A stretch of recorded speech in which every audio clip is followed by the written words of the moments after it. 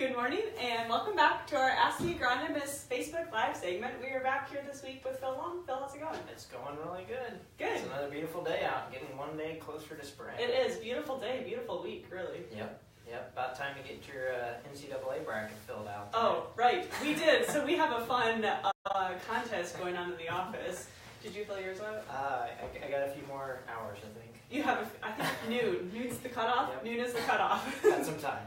Yeah, Come we'll last see. minute sometimes. Yeah, to be honest, I don't know much, so I just randomly picked the teams. We'll see how it goes. But everybody did. Yeah. Yep. All right.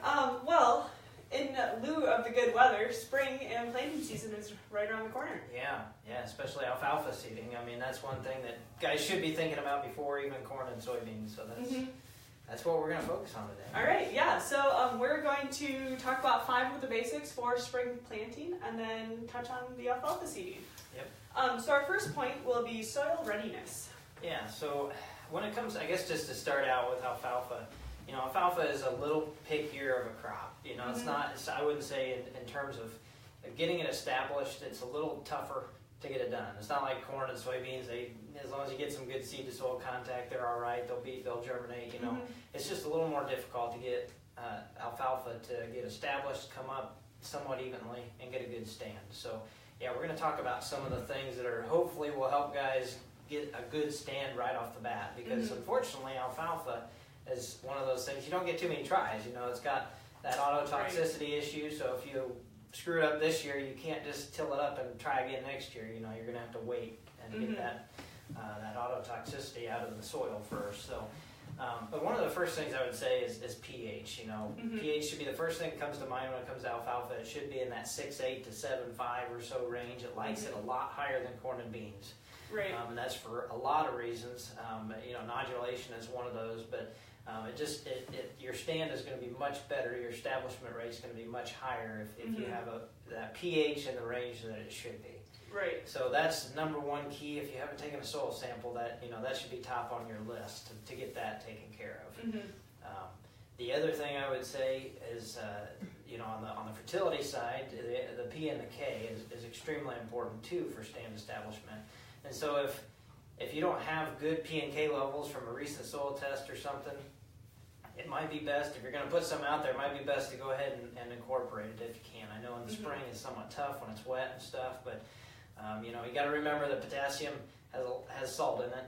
So anything to damage the germination on that, that salt, if you put a bunch of potassium out there thinking, I'll get those levels up to where it should be, you want to keep that in mind. So incorporate it, you're going to have better fertilizer, use efficiency from that alfalfa, and better stand because it'll be incorporated, used more quickly, broken down, and so forth. So, in the life cycle of alfalfa on a year-to-year basis, it uses roughly 4 times the amount of potassium compared to phosphorus per ton that you take off the field. So, I used to work with a guy, he fertilized after every cutting. That's probably a little extreme. Holy cow. But for sure annually, keep the P and the K out there, because potassium is extremely important for winter survival and keeping that stand longevity, because a lot of guys, I'm not going to say how long you can keep that, but a lot of guys push that 4 to 5 year plus mark. I think guys are getting better about that, but if you want it to last at least 3 to 4 good strong years before that stand really starts to decline, keep the fertility up. It's extremely important. And phosphorus is extremely important too. Probably more so important for establishing the stand and keeping it Year there. one. Yeah, so right off the bat. Sounds good. Our second point would be seed bed then. Maybe we can segue into that one. Yeah, so like I mentioned before, one of the things that's tough with alfalfa is getting a quick stand establishment and uniform, so it's just a small seed, a really small seed. You have to have really good seed to soil contact. So making sure you have a really nice firm seed bed, whichever way you want to seed.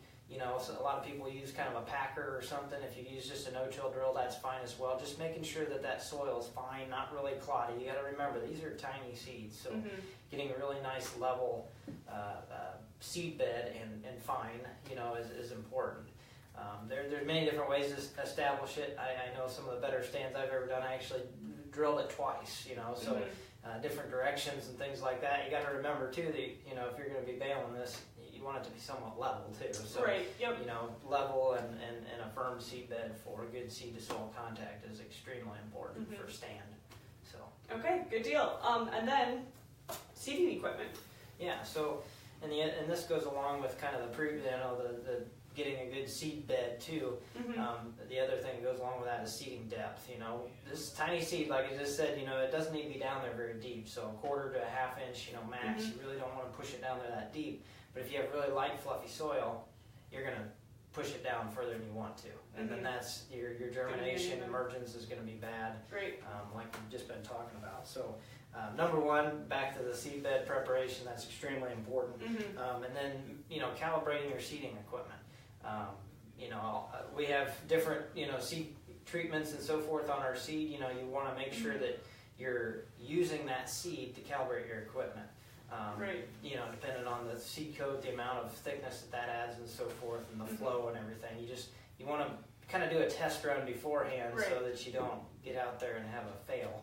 You know, you get to the end of the field and you're like, uh-oh. You know, so make sure you know, run it, you know, give it a test run, depending what kind of seeding equipment you're using, and make sure you're getting the right rates too. I'll say you just led right into our first point. Seeding rates. Seeding rates, I mean, that's something typically you're in the, you know, around 15 pounds the acre, but I know we've had some guys out west being very successful with higher rates, and I know our forage specialist, Corey Catt, who would be more than willing to talk to you about it as well, has said that, you know, even guys pushing 25, 26 pounds per acre, they've been getting, you know, so higher stand, you know, that's the key to alfalfa, is getting, you know, several plants per square foot. You know, you don't want, if that starts out bad, then your next several years, it's just going to decline. So they push the seeding rate in order to get more plants per square foot, and honestly, higher tonnage is what they've been seeing. So, you know, experiment a little bit with that. That's not a bad idea to maybe try seeding a little bit higher than what the standard rates are. So. Right. Okay. Good to know. And then lastly, we've got weed control. Yeah. So, you know, weed control is extremely important. We do have some Roundup Ready tolerant varieties, and that's out there, but you really want to get it taken care of before you plant. You know, get the best weed control you can, so that they're not, like I said, they're not extremely fast growers. You know, that's why a lot of times people will try companion crops or other things with them to help them, you know, to give them a little bit of additional shade, not weeds, that they can cut or take off later, and let the alfalfa come through then, instead of being covered by weeds. You know, so. You know, there's different things that you can use, like I said, through that companion crop thing in there, but, you know, just taking care of the weeds beforehand and getting a good stand, using a higher seeding rate or something like that can help you get to that point. So, you know, something like that is a really good idea. Okay. Sounds good. And you talked a little bit about clover this morning. Did you want to touch on that at all?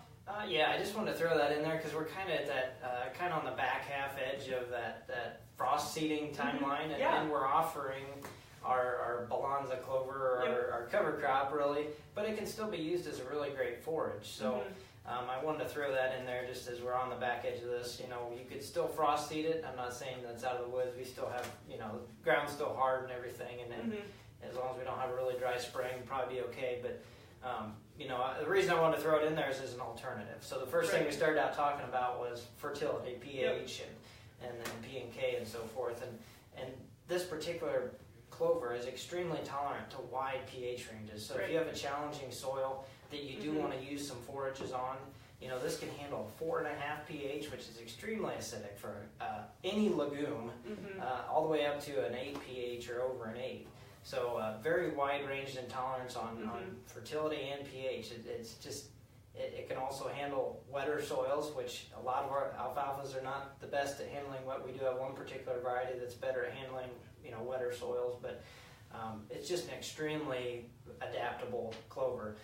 It's an annual clover, so it's something you'd seed, and then it would go to seed if you wanted to, and fill in for the next year. But you got to remember, it's not like a perennial crop like alfalfa. Right. You know, it's going to be more of an annual, but it grows extremely high in terms of biomass. It's going to provide you a lot of nitrogen too to carry over into maybe say a corn crop or something the next year. It'd be a very valuable use of that, so you don't have to spend so much fertilizer, money on nitrogen fertilizer the next spring. So yeah, I just want to throw that in there. It's an excellent alternative for foraging, for grazing, for haylage, for silage, that kind of thing. I mean, an alternative to that has extremely high feed value. I know that the research that I've seen and guys using it say that the cows love it. So you can't deny that. We have a lot of numbers and stuff on relative feed value and stuff and how high it is and that, but if the cows like it, then that's probably a good sign. Good for the soil, good for the cows. So, good all the way around. Exactly. So no, just a really versatile crop. Just something I want to throw in there. It's one of our cover crops, but definitely has an alternative use. I like seeing it in there because of its nitrogen production as an alternative cover crop before corn, but it's also an extremely valuable crop for using as a forage. All right. So. Good stuff. Well, is there anything else you'd like to add today? No, I would just say, if guys have more questions, we didn't cover comprehensively everything. If you have more questions about alfalfa seeding and stuff, feel free to give us a call. We'll get you over to Corey Catt. He's our forage specialist and just a really great guy, a ton of knowledge and more than willing to help. Yeah, you guys both do a great job. Very knowledgeable people and good resources. Yep. All right. Well, thanks to our listeners for tuning in and have a good day.